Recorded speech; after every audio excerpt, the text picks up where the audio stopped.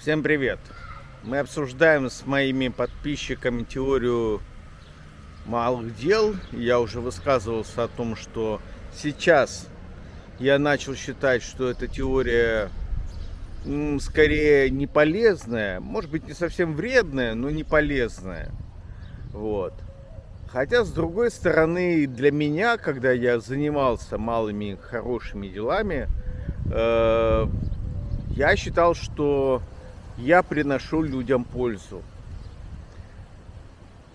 Увы, может быть, для тех, кто со стороны смотрел на меня, или для тех, кто явился фигурантом моих, субъектом моих деяний, мнение было другое. Например, да, сейчас самое время подписаться. Еще раз говорю, 96% подписчиков смотрят меня без подписки. Поэтому нужно подписаться, нужно поставить лайк, нужно оставить комментарий. Напишите свои малые дела, которые вы делаете, мне очень интересно. Так вот, одна из... Пойду и буду вам рассказывать и показывать. Вот. Смотрите, как тут красиво, хорошо все. Вот. Одно из малых дел, которыми я часто занимался в горячем ключе Краснодарского края, это дорожное движение. То есть меня приглашали на такую так называемую комиссию по безопасности дорожного движения. Я выступал с предложениями, как оптимизировать дорожную сеть, где установить светофоры, где сделать пешеходные переходы. То есть мне, как пользователю, было хорошо видно, как пешеходу, где проблемно перейти, а где можно, например, постоять, подождать и перейти попозже. Этому я посвящал большое время. Люди думали, что я просто фигней страдаю, мягко говоря, заставляя, например, водителей не парковаться вторым рядом около торгового центра 5 звезд. Люди бросали свои машины на 5 минуточек, как они говорили, чтобы забежать в помещение Сбербанка и снять там деньги. Я очень много времени потратил и в переговорах со Сбербанком, и в переговорах с торговым центром 5 звезд.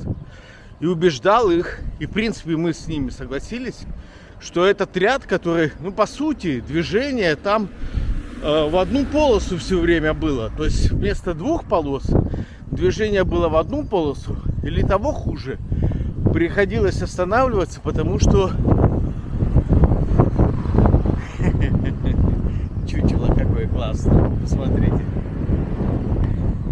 Но что-то оно не двигается. Вы видите, ноги зафиксировали ему с мотоблоком. Прикольно. Вот огородики жителей. Вот это вот. То есть вы можете здесь взять огород и что-то растить.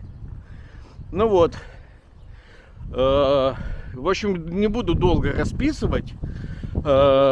Если кратко, то борьба за запрет парковки, он и так там запрещен, вторым рядом, был связан с тем, что сужение получается, две полосы поворотных сходятся в одну из-за того, что одна занята припаркованными машинами, и из-за этого не могут повернуть. Ну а летом, соответственно, проблема с отдыхающими, которые думают, что им будет быстрее объехать пробку через горячий ключ.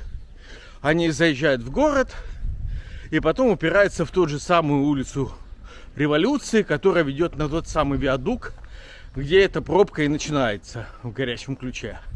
Этим я занимался. Много занимался. Я, например, вот вы говорите, а что ты, какую пользу принес? Только благодаря моим усилиям, исключительно благодаря моим усилиям, появилась на целый квартал парковка рядом между МФЦ на Грибоедова и пятерочкой на второй бане. Я много раз ловил людей, которые ездили там по газону, несмотря на запрет этих действий. Я много раз писал в администрацию о том, что это проблемный участок, что людям нужна парковка, потому что они ходят и в баню, и в пятерочку, и главное, во многофункциональный центр. Жители местные были против тому, чтобы по газону напротив их дворов ездили машины, выставляли там всякие препятствия типа кирпичей. Вот. Только благодаря моим усилиям. То есть я, естественно, не сам заасфальтировал этот участок. Насколько я знаю, местного предпринимателя поставили в ситуацию, что он должен сделать там парковку за свой счет. И тогда ему выдадут какие-то технические условия на подключение к коммуникациям. Ему выгодно было сделать там парковку. Целый квартал. Она там напрашивалась, но она была не узаконена. И я добился того, чтобы ее облагородили, сделали просто идеальной. То же самое, тут уже не только моя заслуга, но и соседей, и депутатов Гаспаряна и Гришечка. Сделали кольцо улиц Титова, Ольховая, Березовая, заасфальтировали. Это тоже всеобщее достижение. Но если бы я не начал в 2018 году делать мозг депутатам, если бы я не с 2018 года не добивался от Гаспаряна и Гришечка и от администрации горячего ключа. Костя Ивженко, привет тебе. Это бывший начальник управления ЖКХ. Вот я из них буквально душу вытягивал тем, что писал жалобы, приходил на встречи с другими жителями. И мы доказывали им, что улицы были асфальтированы, но за этим асфальтом не ухаживали. Он сполз, и его грейдером сняли где-то в 2012-2013 году. Вот. Я до 22 года добивался ежегодной, подчеркиваю, ежегодной подсыпки на этих улицах. О, хорошее место. Так прям пахнуло марихуаной. Вот в этом месте. Ой, ух, как пахнуло. Аж меня немножко торкнуло. Так вот, я добивался ежегодной подсыпки, потому что дорога из-за действия грунтовых вод и снега сползала все время, этот щебень, который насыпали. Поэтому нужно было ежегодно подсыпать на разных участках. Я этого добивался, получал инертные материалы, добивался того, чтобы администрация давала технику, грейдер для разравнивания. Вот, кстати, прошелся, вам показал немножко Испании по поводу подсыпки. Был такой случай. Депутаты, это, по-моему, было в 2020 году, я могу ошибаться, может быть, в 2021. Депутаты согласились выделить мне по 5 КАМАЗов или по 6 КАМАЗов щебня для того, чтобы сделать подсыпку. То есть подсыпались улицы ежегодно, в основном те, которые вели в гору, потому что это основные проездные улицы, типа Титова, типа Березовой. Это улицы, которые идут снизу в гору, и ими пользуются все. А поперечные улицы мало подсыпались. И вот, по-моему, это было все-таки в 2020 году. Депутаты сказали: давай в этот раз ты насыпешь на поперечной улице, на Новосельской. Мы типа целевым образом тебе даем щебень на эту улицу.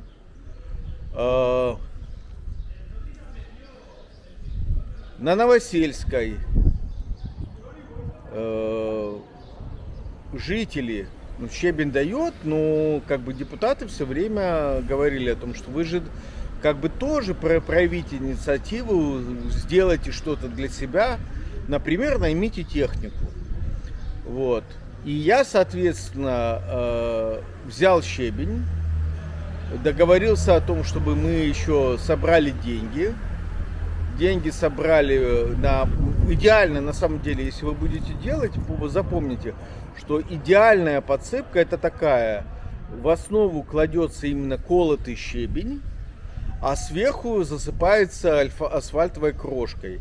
Тогда крошка асфальтовая как бы вот связывает с собой щебень, он перестает кататься и не образовывается, не так быстро, вернее, образовывается вымоины и колея в этом щебне. То есть, когда щебень сам по себе, он под действием колес машин, под действием влаги, он образуется колея, он образуется лужа. А когда асфальтовая крошка, он туда, вернее, вот этот фаб, да, фаб. Асфальтовая крошка это фаб, фракция асфальтобетонная. Вот она попадает в промежутки между щебнем и получается такая почти как настоящая асфальт поверхность. И вот, и я собрал жителей ТОСа, в основном улицы Новосельской, деньги на то, чтобы завести еще асфальтовую крошку. И что получилось? Получилось то, что завезли щебень, но это была весна, и он был немножко грязный. Его насыпали, приехала техника разровнять. Начали равнять, а там нет ливневки. Но на самом деле на Новосельской нет ливневки. И получилось, что грязь, которая всегда в любом щебне есть, она растворилась вот этими ливневыми водами, и получился слой грязи сверху. Как начали кричать жители: вот, это не грязь ты завез, это не щебень, хотя там никогда в жизни на памяти не подсыпалось. Ну, начался скандал. В конце концов, я пришел туда и сказал: вот, ребят, смотрите, щебень при вас высыпали КАМАЗы, у меня каждый КАМАЗ видеофиксация, сколько высыпали. То есть здесь я буквально вам готов сказать, где сколько КАМАЗов высыпано. Вот приезжала техника, могу отчитаться за завоз асфальтовой крошки, за технику, то есть оплатили работу ну не грейдера, а как это, погрузчик называется, то есть это трактор, у которого спереди есть ковш и сзади есть тоже ковш. Вот. Могу отчитаться по всему. Пришел, устроили мне скандал. В конце концов, я предложил жителям: или вы требуете деньги обратно, я вам отдаю и забираю весь этот щебень, или вы прекращаете дергать мне нервы. Ну, в конце концов, большинство жителей на этой улице, на Новосельской, услышали мои аргументы и пришли к выводу, что ладно, они поторопились с претензиями. Вот это самая большая проблема при сборе денег, что многие жители, да постоянно случалось, не понимают, как это работает. Например, они скидываются, как еще один пример приведу. Например, они скидываются, мы ходили вместе с Попелишко, это был председатель ТОС-26. Хорошая такая бабушка, очень деятельная, она уже умерла. Мы с ней ходили и буквально там по 500, по 1000 рублей собирали с каждого двора на покупку труб. Зачем нужны трубы? Для того, чтобы закладывать эти трубы под дорожным полотном, чтобы продолжать ливневки. То есть ливневые потоки, с которые собираются, допустим, на улице Ольховой, которая идет понад горой, то есть вдоль кромки леса идет улица Ольховая, и все, что течет из леса, течет на улицу Ольховую. Там прокопали ливневку, но эта же ливневка должна куда-то выходить, а получается, что эта ливневка по Ольховой идет, а потом упирается в улицу Титова, и там ливневки нет. Соответственно, вдоль улицы Титова надо прокладывать под дорожным полотном трубы, чтобы вода уходила в эти трубы и не текла по дорожному, по как раз вот этому щебню, не смывала его. Вот, собираем деньги с жителей, объясняем, естественно, не просто так стучимся в дверь и говорим: дайте денег. Каждому заходим и объясняем, что эти деньги на покупку трубы, такой-то трубы в таком-то месте, будем закладывать ее. Все да. Когда деньги сдали, я поехал, купил трубу, нанял трактор, раскопали, заложили трубу, закопали. И начинается: нет, эта труба наша, мы сдавали на нее деньги там на улице, допустим, на улице Советской, мы хотим, чтобы она лежала под улицей Советской, а выше на улице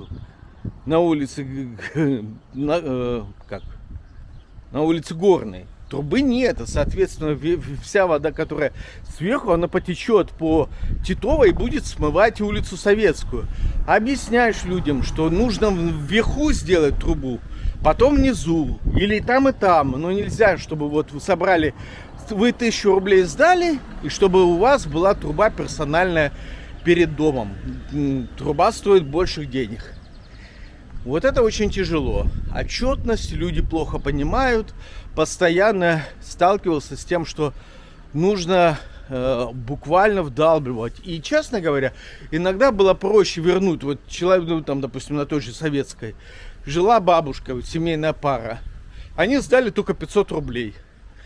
А трубу положили, по логике, положили выше на одну улицу, потому что там шел основной поток. Нет, они ко мне пристали, вот мы 500 рублей сдали, а перед нашим домом трубу не положили. Мне проще было вернуться к ним, отдать им 500 рублей, сказать: все, больше от меня ничего не требуете. Вот ваши 500 рублей, вы ничего не понимаете, не хотите понять. Я, соответственно, просто мне тяжело было объяснять им прописные истины. Вот. Это тоже малые дела и то, с чем вам придется сталкиваться. С тем, что жители, люди не понимают, что происходит. Не до конца, вернее, понимают. Вот, кстати, иду. Свежий асфальт проложен. Вот иду, пахнет. Пахнет буквально. Вот смотрите, видите, как делает по уму? Вот есть сразу разметка для мотоциклистов. Для машин. Вот для мотоциклов способ, сейчас посмотрю, есть ли способ. И парковка, видите, елочкой, поэтому машины не могут перегораживать тротуар. То есть такой способ парковки не позволяет им перегораживать тротуар. А если бы стояли по-другому, то перегораживали бы.